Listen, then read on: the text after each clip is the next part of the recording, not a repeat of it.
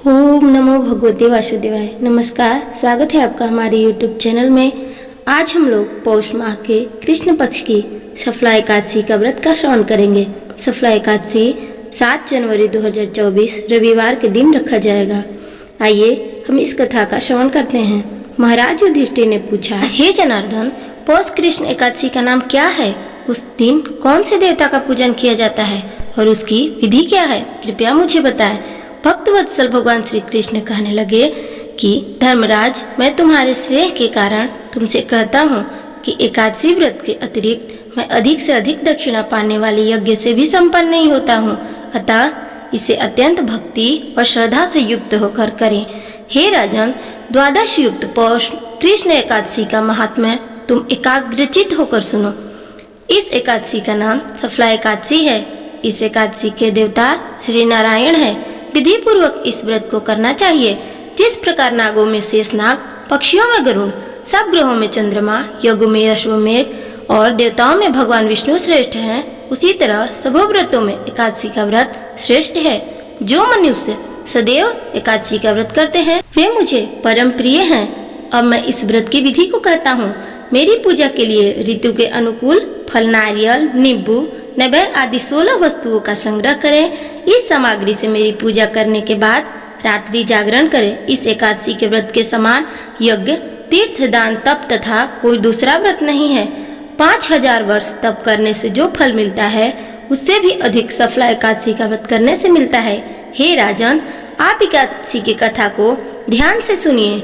चंपावती नगरी में एक महिष्मान नाम का राजा राज्य करता था। उसके 4 पुत्र थे। उन सब में लुम्पक नाम वाला बड़ा राजपुत्र महापापी था। वह पापी सदा पर स्त्री और वेश्यागमन तथा दूसरे बुरे कामों में अपने पिता का धन नष्ट किया करता था।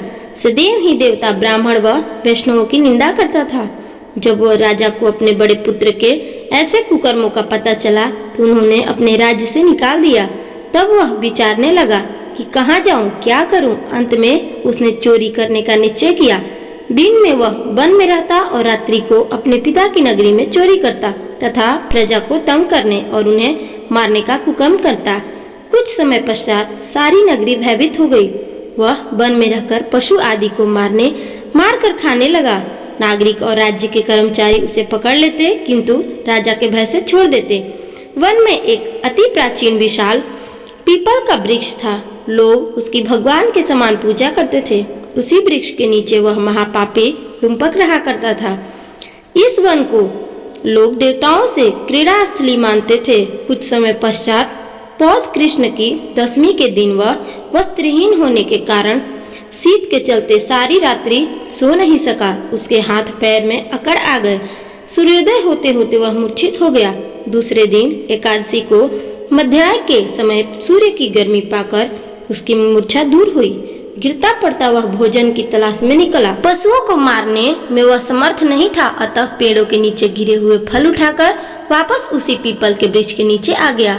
उस समय तक भगवान सूर्य अस्त हो चुके थे। वृक्ष के नीचे फल रखकर कहने लगा, हे भगवान, अब आपके ही अर्पण है। ये फल आप ही तृप्त हो जाइए। उस रात्रि को दुख के कारण रात्रि को भी नींद नहीं आई। उसके इस उपवास और जागरण से भगवान अत्यंत प्रसन्न हो गए और उसके सारे पाप नष्ट हो गए। दूसरे दिन प्रातः एक अति सुंदर घोड़ा अनेक सुंदर वस्तुओं से सजा हुआ उसके सामने आकर खड़ा हो गया। उसी समय आकाशवाणी हुई कि हे राजपुत्र, श्री नारायण की कृपा से तेरे सब पाप नष्ट हो गए हैं। अब तू अपने पिता के पास जाकर राज्य प्राप्त कर। ऐसी वाणी सुनकर वह अत्यंत प्रसन्न हुआ और दिव्य वस्त्र धारण करके भगवान आपकी जय हो कहकर अपने पिता के पास गया। उसके पिता ने प्रसन्न होकर उसे समस्त राज्य का भार सौंप दिया और वन का रास्ता ले लिया। अब लुम्पक शास्त्रानुसार राज्य करने लगा। उसके स्त्री, पुत्र आदि सारा कुटुंब भगवान श्री नारायण का परम भक्त हो गया। वृद्ध होने पर वह भी अपने पुत्र को राज्य का भार सौंपकर वन में तपस्या करने चला गया और अंत में वैकुंठ को प्राप्त हुआ। अतः जो मनुष्य इस परम पवित्र सफला एकादशी का व्रत करता है उसे अंत में मुक्ति मिलती है। जो नहीं करते वे पूंछ और सींगों से रहित पशुओं के समान हैं। इस सफला एकादशी के महात्म्य को पढ़ने से अथवा श्रवण करने से मनुष्य को अश्वमेघ यज्ञ का फल मिलता है। अतः सफला एकादशी का व्रत हर मनुष्य अवश्य करना चाहिए, ताकि जाने अनजाने में उससे हुए पाप और कर्म दूर होकर वैकुंठ में स्थान मिले। 5000 वर्ष तप करने से जो फल मिलता है, उससे भी अधिक सफला एकादशी का व्रत करने से फल मिलता है। आपको यह कथा कैसी लगी? आपको यह जानकारी कैसी लगी? अच्छी लगी तो प्लीज हमारे वीडियो को लाइक करके, शेयर करके, चैनल को सब्सक्राइब करके कमेंट बॉक्स में जय श्री नारायण जरूर लिखें।